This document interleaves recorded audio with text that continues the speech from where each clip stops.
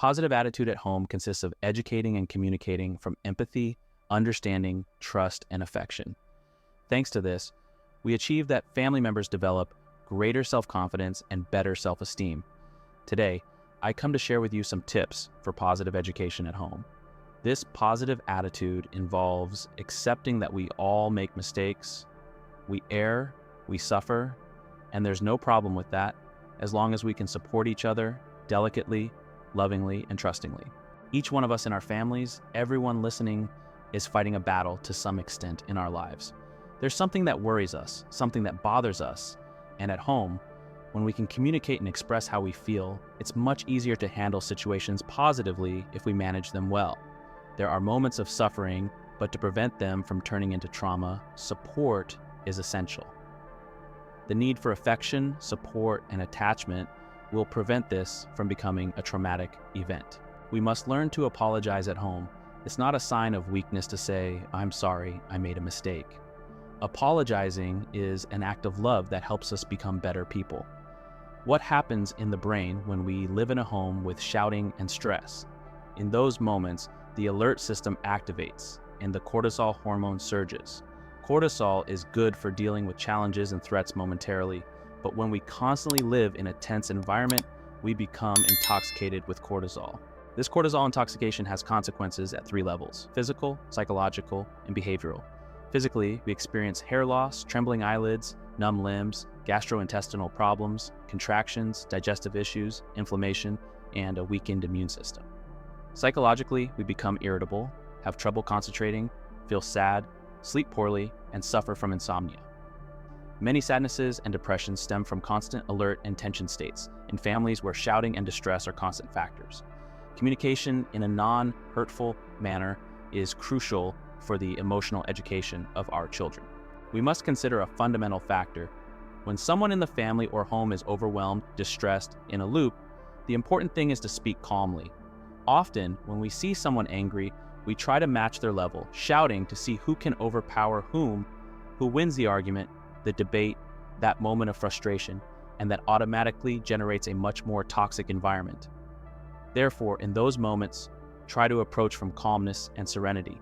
Anxiety at home is felt in the atmosphere, and these families are the ones who somatize. They have physical problems, complain of muscular issues, headaches, sadness, irritability. Children perform worse in school.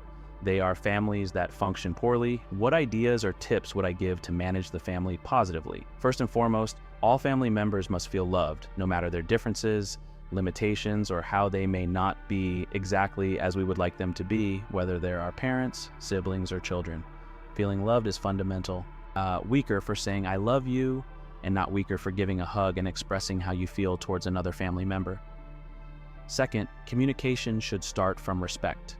Speaking kindly, with affection, trust, and delicacy in how we address each other is crucial. Thirdly, setting rules and boundaries positively is essential. No should not be the most commonly spoken word in a family. Teaching emotional management to our children is crucial. The first and most important step is teaching ourselves to express our emotions. This starts by acknowledging and labeling our emotions when we feel sad, frustrated, angry, or irritated. There's nothing wrong with telling our children or our partners, "I'm sad, I'm tired," and then allowing the emotion to pass before discussing it, expressing it within the family, and helping everyone articulate their emotions better. As parents, we cannot expect our children to do things we don't do ourselves. If you want your children to express their emotions healthily, teach them by example. Don't be afraid to show vulnerability, apologize when needed, or express moments of sadness or frustration over something that happened. Finally, it's important to know that when going through a difficult situation, feeling sad or angry, the right hemisphere, which is emotional, is hyperactive. To calm this hemisphere, it's important for our right hemisphere to connect with the one in front, uniting both in calmness, serenity, and through hugs.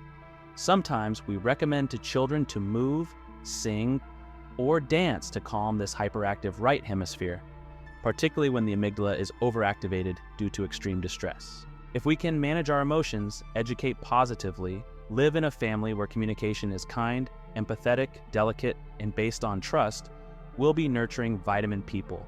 Vitamin people are those who support us, inspire us, motivate us, and bring out the best in us. Nowadays, one of the best vitamins for the brain and overall health is having a sense of purpose. Many people don't know why they get up each morning. They live on autopilot.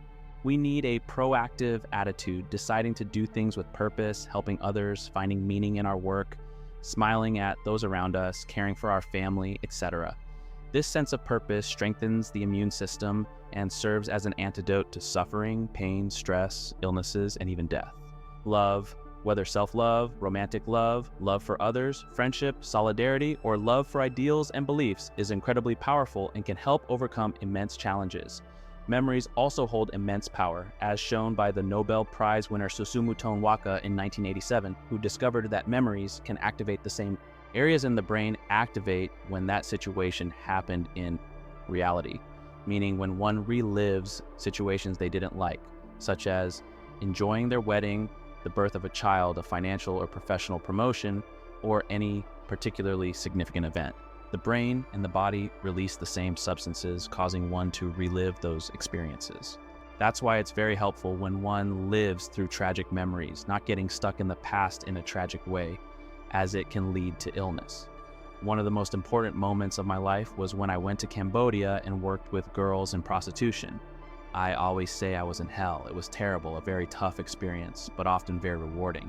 I learned a lot, helped as much as I could, but the feeling was one of total unrest. It was a tough time, but a 12-year-old girl told me how she had overcome the rapes and learned to forgive.